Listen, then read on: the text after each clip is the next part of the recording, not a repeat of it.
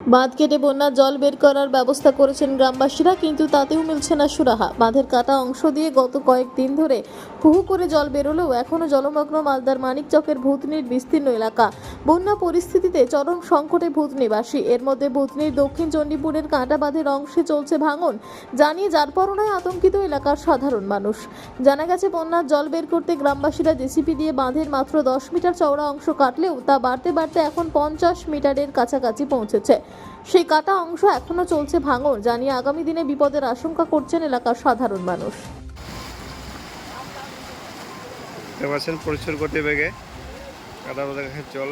সাইডের এটা জিনিসটা দেখাচ্ছি।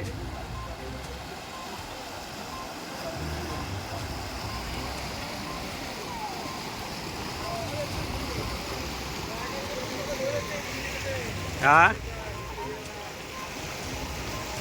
জলে না টানবে আর কথা টানবে, ভয় লাগছে এটাকে দেখে, উপরেটাকে।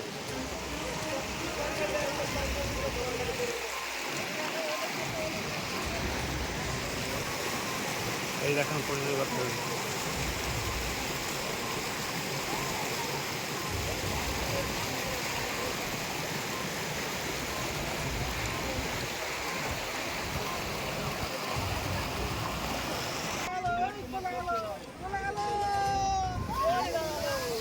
দেখতে পাচ্ছেন সঙ্গে সঙ্গে বাঁধ কেটে পড়লো।